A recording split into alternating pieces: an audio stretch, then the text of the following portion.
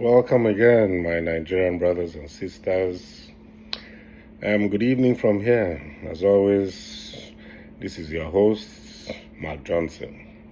Thank you for tuning in today. Today we are going to be, talking about the Nigerian economy, and we're going to title it, Nigeria's economy is rising, but who's really feeling it? So from market struggles to travel warnings. The Nigerian reality of 2025 is what we're going to be talking about today. And so, good day, my people.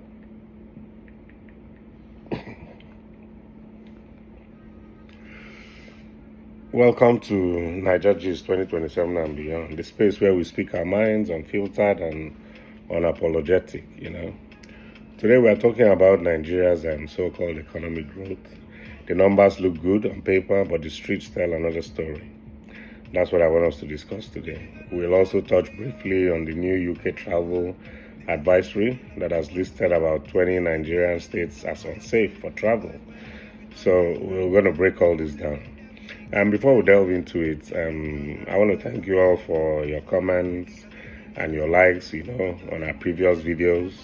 And a particular comment yesterday I want to just highlight, shout out to Joyokuna. You said my was too much in the videos and I should tone it down. Comment is noted. Thank you for the comment. We accept all comments and we try as much as possible to adjust where we can. Otherwise, we thank you for tuning in. So, let's delve into it. The World Bank recently announced that Nigeria's economy is showing positive momentum. GDP is climbing, reforms are supposedly working. That sounds encouraging, doesn't it? It sure does, But let's be honest, if the economy is rising, why does it still feel like our daily lives are sinking? Because if the economy is rising, we should see it on the streets, people purchasing power, even on the faces of people should be happy, But that's not what we see on the streets of Nigeria, Transport costs are biting, food prices are outrageous, electricity remains unreliable and expensive. When something is not reliable and expensive, we call it double jeopardy, So it makes you wonder which part of the economy is actually growing, the statistics or the struggle. What do people want to see? As good as statistics are, you understand, education will tell you that facts over fiction, but sometimes the fiction makes more sense than the facts, So the person on the street is worried about the struggle, not the statistics. They measure economy based on their struggles, not on the statistics that they read out. And sometimes, to be honest, this World Bank or IMF statistics, sometimes they are actually not as reliable as, because there's a bit of the interest of these organizations as well in the statistics that they bring out, so that the other country patronizes them more, or they have more leverage to be able to control economy and things like that. So for me, I subscribe to the democracy that works for every country, because in Nigeria, it doesn't appear like the democracy we borrowed is working for us. It's working for some people, but not for everybody. So, you hear officials talk about fiscal reforms, growth rates, and non-oil sector expansion. Beautiful words, When they roll out these statistics, they use words that give you hope. You understand? But if a roadside vendor, can't afford beef for suya, what progress are we truly celebrating? Think about it. Still, not everything is bleak. In all of this, there are pockets of hope, especially within the Gen Z circle, the younger people, because young people are venturing into agribusiness, renewable energy, fintech.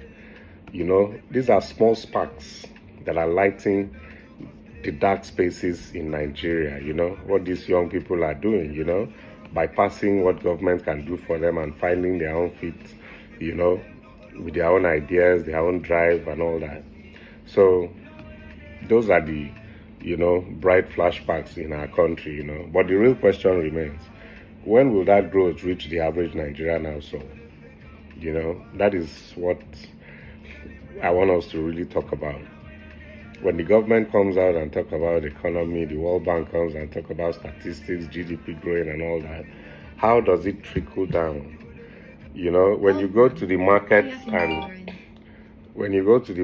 and you have to buy rice for like 100K bag, tomato can sell for maybe 1,000 for one, or 500, or one funny amount. It's you can't be telling people like that the GDP is growing. I think sometime in August I watched on TV our president telling us that, oh, they've made their target for the 2025, I think in August or in September, I'm not too sure. But I saw him saying, oh, we've made our target for the year. And then about 2 days later, the same man is going to borrow money, from either the World Bank or European Bank or something.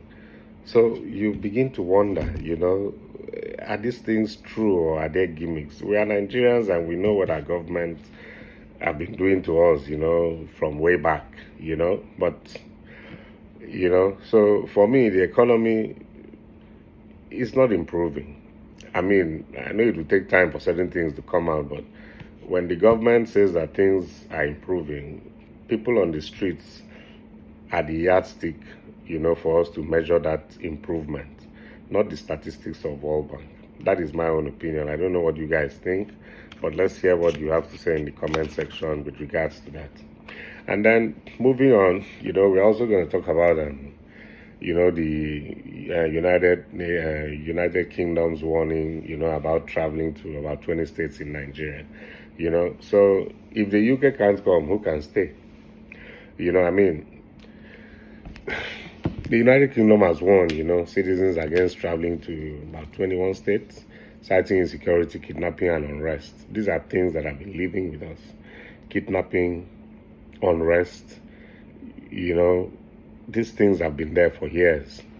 It's serious, but here's the truth. The people who actually live in those states don't have the luxury of avoiding them. For them, that's home. So what happens to them?